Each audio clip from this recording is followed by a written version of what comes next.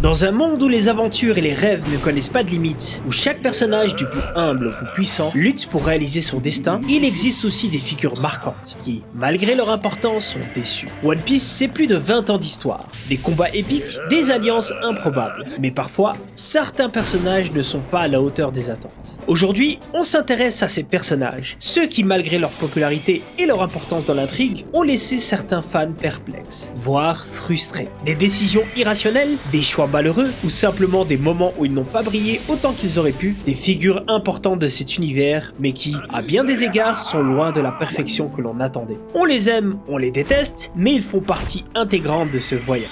Voici les 5 personnages gâchés de One Piece. Mais avant de continuer, je vous invite à aimer la vidéo si vous l'avez appréciée, ça aide beaucoup au référencement de la vidéo pour les petits youtubeurs tels que moi, mais aussi si vous souhaitez suivre d'autres vidéos de Royaume Manga, je vous invite à vous abonner. On est de plus en plus nombreux et je vous en remercie infiniment. Merci pour le visionnage.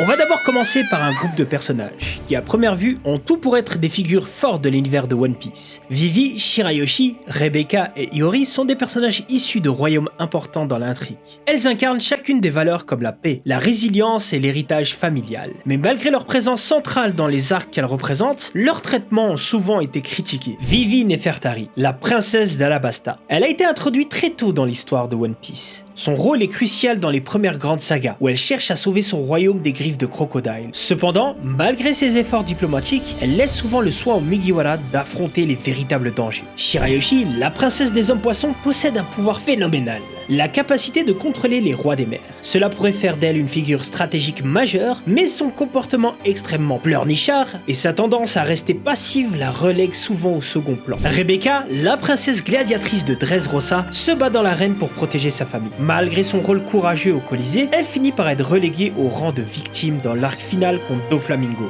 Beaucoup espéraient qu'elle joue un rôle plus actif dans la libération de son royaume. Iori, la sœur de Momonosuke dans l'arc de Wano, symbolise la résistance face à l'oppression de Kaido et Orochi. Bien qu'elle joue un rôle important dans la restauration des Kozuki, elle est perçue par certains comme une figure trop discrète, souvent reléguée aux intrigues secondaires plutôt qu'au moment décisif de l'action. Ces 4 princesses ont en commun leur rôle dans la survie et la libération de leurs royaumes respectifs. Elles sont toutes liées à des arcs narratifs mémorables dans l'univers de One Piece, que ce soit l'arc d'Alabasta, l'île des hommes poissons, Dressrosa ou Wano. Chacune d'elles incarne des symboles forts de royauté et de protection des innocents. Pourtant, leur manque de participation active dans les combats, leur tendance à être dépendante des autres pour accomplir les missions les plus difficiles et leur caractère parfois trop effacé ont été critiqués. Dans l'univers de One Piece où l'action et le courage sont souvent mis en avant, le contraste entre les princesses et les combattants actifs sont évidents. Par exemple, Vivi et Shirayoshi ont des rôles influents, mais leurs arcs sont résolus grâce aux actions des Mugiwara, plutôt qu'à leur propre intervention.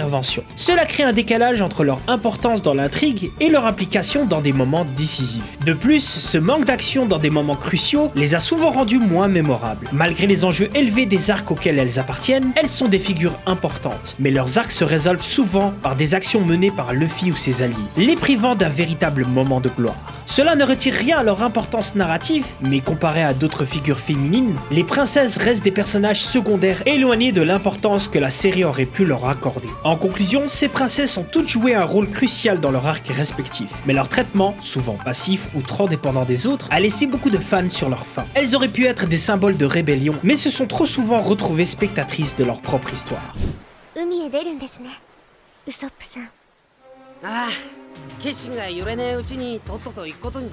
On va enchaîner maintenant avec Usopp, le sniper de l'équipage des Mugiwara, sûrement l'un des personnages les plus humains de One Piece. Contrairement à la majorité de ses compagnons qui possèdent des capacités surhumaines ou des fruits du démon, Usopp n'a aucun pouvoir particulier. Il n'est qu'un simple homme qui doit se débrouiller avec son ingéniosité, son adresse au tir et parfois sa chance. Introduit comme un grand menteur, Usopp a rejoint l'équipage en espérant devenir un brave guerrier des mers. Mais il est souvent terrifié à l'idée de se battre et se retrouve tiraillé entre son courage et sa lâcheté. Bien que sa peur constante contraste fortement avec le courage intrépide de Luffy, Zoro ou Sanji, des moments comme à Enies Lobis où il a dû faire appel à son mystérieux ami Sogeking, ou encore à Dressrosa où il a dû éveiller son acquis de l'observation et aide à libérer le peuple de Doflamingo. Usopp est un personnage qui oscille constamment entre la terreur et le courage. Et c'est ce mélange qui le rend aussi humain et attachant dans un monde rempli de personnages extraordinaires. Il a sans conteste joué un rôle essentiel dans certaines des plus grandes victoires l'histoire des Mugiwara. Par exemple, à Enies Lobbies, il a été crucial pour trouver la personne qui a su motiver à sauver Robin. Et ce King a tiré sur le drapeau du gouvernement mondial, un acte de défi ouvert qui a marqué l'histoire de One Piece. Plus tard, à Dressrosa, il sauve Luffy et Law d'une capture certaine grâce à l'éveil inattendu de son Haki. Il est vénéré comme une figure presque divine par les citoyens de Dressrosa, qui le surnomment God Usopp.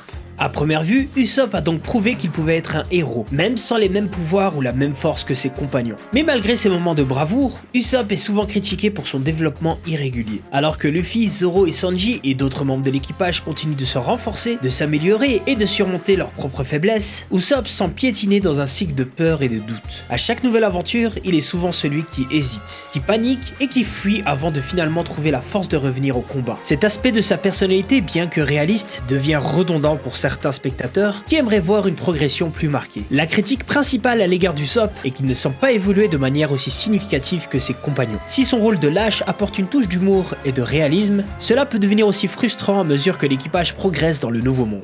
En tant que sniper, Usopp pourrait avoir un rôle encore plus stratégique et héroïque, mais ses moments de panique récurrents le freinent souvent. On pourrait espérer qu'après tant de batailles, il ait enfin surmonté ses peurs, mais au lieu de ça, il retombe toujours sur ses vieux schémas. Prenons par exemple son départ temporaire de l'équipage lors de l'arc de Water 7.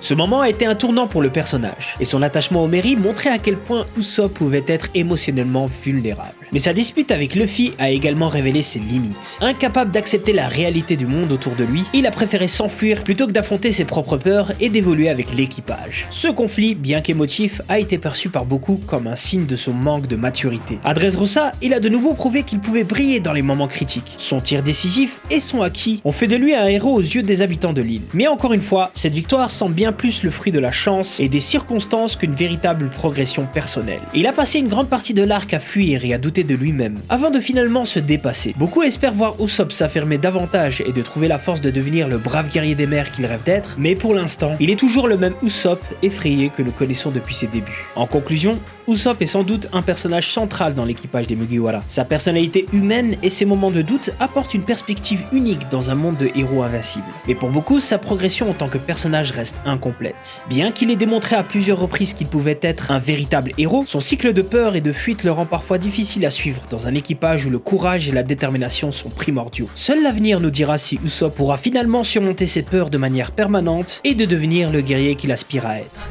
つまり新世界へ行きてえわけね。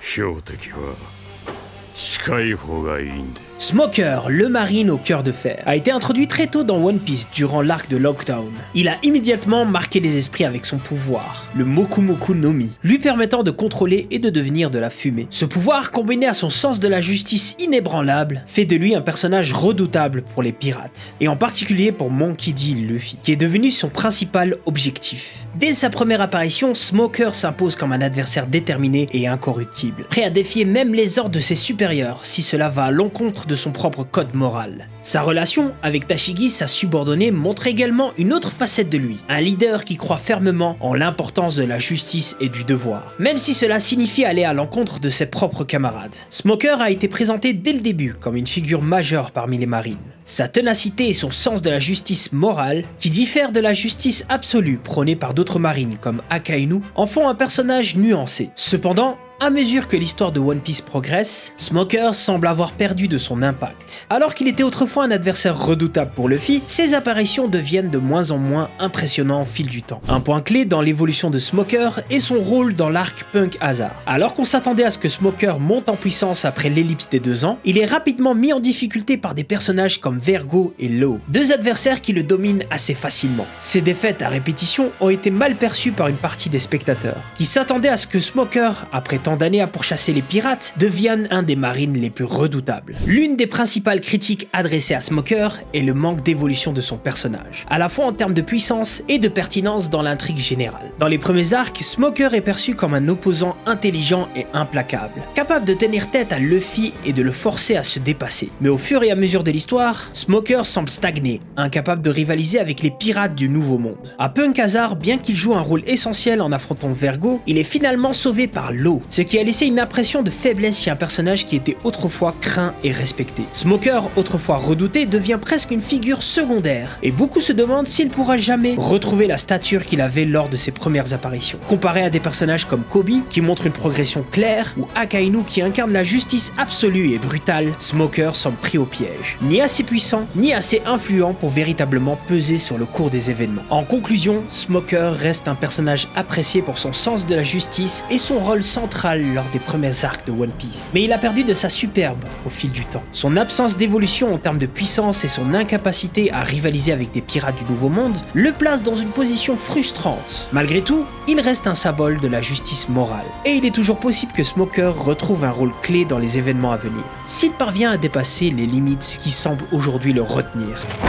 10歳にしてこの世の天国と地獄を見た俺は Don Quijote do Flamingo, sûrement l'un des personnages les plus fascinants et cruels de One Piece. Fils d'un dragon céleste et ancien Shichibukai, il a imposé sa domination sur Dressrosa, en manipulant ses habitants et en usant de son pouvoir, le Ito Ito no Mi, capable de manipuler des fils invisibles avec une précision mortelle. Sous ses airs de seigneur machiavélique, se cache un personnage aux multiples facettes. Un stratège capable d'influencer des gouvernements entiers, mais aussi un tyran impitoyable, n'hésitant pas à détruire tout ce qui se dresse sur son chemin. Cependant, malgré cette complexité et son charisme indéniable, Doflamingo souffre d'une critique récurrente, celle d'être un doublon de Crocodile. Les deux personnages présentent des similitudes frappantes. Ils dirigent tous les deux des organisations criminelles puissantes, contrôlent des royaumes dans l'ombre et partagent une ambition de domination globale. Pourtant, malgré ces ressemblances, Doflamingo n'arrive pas à atteindre l'intensité et la centralité narrative de Crocodile. Si Crocodile a marqué les esprits comme l'un des premiers véritables adversaires à se dresser contre Luffy, Doflamingo, en dépit de son pouvoir et son influence, semble parfois s'effacer dans son propre arc. Là où Crocodile dominait chaque scène de l'arc Alabasta, Doflamingo se perd dans la complexité de l'arc de Dressrosa, éclipsé par de nombreuses intrigues secondaires et une multitude de personnages. Cette dispersion de l'intrigue rend l'arc de Dressrosa parfois trop long et désordonné, diluant la menace directe que Doflamingo se devait d'incarner. Comparé au Baroque Works, l'organisation de mercenaires de Crocodile, la Don Quijote Family est souvent critiquée pour son rôle étendu dans l'intrigue. Alors que les membres du Baroque Works servaient directement l'évolution de Crocodile en tant que méchant central, ceux de la Don Quijote Family semblent parfois détourner l'attention de Doflamingo, avec des combats qui s'éternisent et des intrigues qui ralentissent le rythme général de l'arc. Cela dit, tout n'est pas jeté à l'arc Dressrosa. L'histoire tragique de Rosinante et son lien avec l'eau est l'un des éléments les plus réussis de l'arc, apportant une vraie profondeur émotionnelle à Doflamingo et expliquant en partie sa psychologie complexe. Ce passage est souvent considéré comme l'un des meilleurs de l'arc, car il permet de mieux comprendre la motivation de Doflamingo tout en ajoutant un enjeu émotionnel fort autour du personnage de Trafalgar dit Waterloo. Mais ce moment reste trop isolé dans un arc où Doflamingo semble souvent se perdre. En conclusion, Don Quijote Doflamingo est un personnage complexe et intéressant, mais il souffre d'une exécution inégale dans l'arc Dressrosa. Il est souvent éclipsé par les multitudes d'intrigues et de personnages secondaires, en particulier par sa Don Quijote Family, qui détourne l'attention de ce qui aurait dû être un duel plus direct entre lui et Luffy. Comparé à Crocodile, qui dominait pleinement l'arc d'Alabasta, Doflamingo n'a jamais réussi à garder cette même centralité, malgré des moments de brillance, notamment grâce à son passé tragique et son lien avec l'eau. L'arc de Dressrosa est un moment clé de One Piece, mais son étirement et la dilution du rôle de Doflamingo en ont fait un antagoniste mémorable, certes, mais pas aussi percutant que son prédécesseur, Crocodile.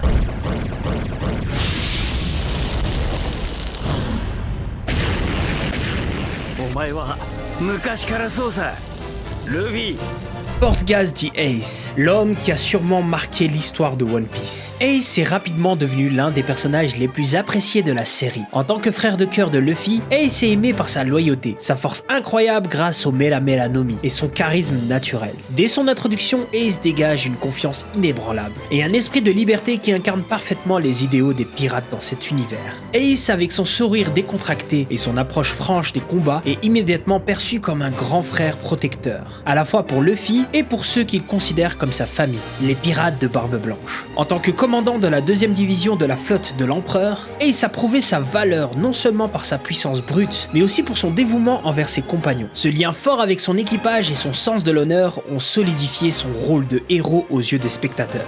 Mais Ace n'est pas qu'un simple guerrier. En tant que fils du légendaire roi des pirates Gold D. Roger, il portait en lui le fardeau de ce nom, un héritage qui l'a profondément marqué. Sa vie a été en partie définie par son rejet de cet héritage, cherchant constamment à prouver sa propre valeur. Il voulait montrer qu'il n'était pas simplement le fils de Roger, mais qu'il était Ace, un homme libre qui choisissait son propre destin. Sa mort, lors de la guerre de Marineford où il a sacrifié sa vie pour sauver Luffy, a marqué l'un des moments les plus tragiques et puissants de l'histoire de One Piece. Ce sacrifice a touché des millions de spectateurs et a cimenté Ace dans l'histoire comme un héros tragique, ce qui fait de lui un homme dont la vie a été écourtée malgré son immense potentiel. Mais malgré l'amour qu'on lui porte, Portgas dit Ace est souvent critiqué pour ne pas avoir pleinement réalisé son potentiel. Et l'une des critiques les plus fréquentes repose sur le fait que Ace, avec tout ce qu'il représentait, a été victime de sa plus grande faiblesse. Son ego. Le moment clé de cette faiblesse survient lors de la guerre de Marineford, l'un des arcs les plus intenses et émotionnellement chargés de One Piece. Après une série de sacrifices immenses de la part de ses compagnons pour le libérer, Ace a été sauvé grâce aux efforts conjugués de Luffy et de Barbe Blanche. Ces sacrifices n'étaient pas seulement des actions héroïques, mais des décisions coûteuses, qui ont souvent conduit à des blessures graves, voire à des morts pour protéger Ace et lui offrir une chance de vivre. Cependant, alors qu'il avait l'occasion de s'échapper, de fuir en sécurité avec Luffy et d'honorer les vies perdues pour lui, Ace a commis une erreur fatale. Akainu, le représentant brutal de la justice absolue, l'a provoqué en insultant l'honneur de Barbe Blanche. Ace, incapable de contrôler son ego et son impulsivité, a choisi de se retourner pour affronter Akainu, mettant en danger non seulement sa propre vie, mais aussi celui de son petit frère, Monkey D. Luffy. C'est à cet instant précis que la tragédie s'est scellée. Le sacrifice de tous ses compagnons a été réduit à néant à cause d'une seule chose, l'ego de Portgas D. Ace. Ce choix, motivé par son orgueil, a non seulement coûté la vie de Ace, mais a également failli coûter la vie de Luffy, qui a déjà subi d'énormes souffrances pour sauver son frère. Barbe Blanche lui-même s'est sacrifié pour que Ace puisse survivre, tout comme d'autres pirates qui ont donné leur vie dans cet affrontement. Et pourtant, Ace a laissé son impulsivité prendre le dessus, transformant ce qui aurait pu être une évasion héroïque en une tragédie amère. En regardant l'ensemble de l'histoire, cette erreur fatale montre la fragilité d'Ace en tant que personnage. Contrairement à Luffy qui apprend de ses erreurs et évolue au fil de l'histoire, Ace semble figé dans sa quête de prouver sa valeur, ce qui finit par être sa perte. Cette incapacité à dépasser son ego, à placer la survie de son frère et l'honneur de ses compagnons avant son propre orgueil, est ce qui empêche Ace de devenir le héros qu'il aurait pu être. En tant que fils de Goldie Roger et détenteur du Mera Mera no Mi, il avait tous les éléments pour devenir un personnage légendaire. Mais au lieu de cela, il est souvent vu comme un personnage inachevé, dont le potentiel n'a jamais été pleinement réalisé. Bien que sa mort ait eu un impact immense, elle soulève aussi la question: que serait devenu Ace s'il avait réussi à surmonter son propre orgueil? En conclusion, Portgas D. Ace est sans doute l'un des personnages les plus aimés de One Piece, mais aussi l'un des personnages les plus tragiquement inachevés. Son courage et son sacrifice ne peuvent être ignorés, mais son incapacité à dépasser son ego, son impulsivité et son besoin constant de prouver sa valeur ont conduit à des conséquences désastreuses. Si Ace avait pu faire le choix de fuir et de survivre, son avenir aurait été tout autre. Il aurait pu jouer un rôle central dans le nouveau monde. Au lieu de cela, il reste un personnage tragique, dont le potentiel n'a jamais pu être réalisé pleinement. En fin de compte, chacun de ces personnages représente un rêve inachevé, une promesse non tenue, mais c'est cette imperfection même qui rend l'univers de One Piece si réel, si touchant. Nous ne suivons pas seulement des héros parfaits ou des méchants infaillibles, mais des êtres profondément humains, avec leurs défauts et leurs échecs. Et c'est cette humanité, cette capacité à trébucher malgré leur puissance, qui résonne si fort en nous. Le message ultime de One Piece n'est pas que seuls les plus forts triomphent, mais que même les plus grands peuvent échouer. Pourtant, c'est dans ces échecs que l'on trouve le vrai sens de la persévérance, de l'apprentissage et du rêve. Si Ace nous a appris quelque chose, c'est que la flamme d'un homme peut s'éteindre, mais l'héritage qu'il laisse derrière lui continuera de brûler dans le cœur de ceux qui suivent ses pas. Souvenez-vous que les imperfections de ces personnages ne les rendent pas moins importants. Elles les rendent plus réels, plus humains, et elles nous rappellent que dans cet univers, tout est possible. Mais rien n'est garanti. Et c'est cela qui fait de One Piece une œuvre intemporelle. Une quête non pas seulement de perfection, mais de rêve et de liberté malgré nos défauts et nos faiblesses. Merci à tous d'avoir regardé cette vidéo. Bien entendu, je sais que parmi vous, il doit y avoir d'innombrables fans de Ace et d'autres personnages de l'univers de One Piece. N'oubliez pas que je ne dis pas dans cette vidéo que ces personnages ne servent à rien ou qu'ils sont complètement ratés. Je pense simplement qu'ils ont été, selon moi, un peu gâchés, surtout vu leur énorme potentiel. N'hésitez surtout pas à défendre votre point de vue dans les commentaires, je sais qu'il y en a qui seront pas du tout d'accord, et je serai ravi de discuter avec vous, toujours dans la joie et la bonne humeur. Je suis curieux d'entendre vos arguments et vos perspectives sur ces personnages qui nous passionnent tous. Comme d'habitude, si vous souhaitez m'aider, partagez la vidéo et abonnez-vous. Même le plus petit geste est une aide précieuse pour un petit youtubeur tel que moi. Merci d'être resté jusqu'au bout, et comme d'habitude, je vous dis à la prochaine.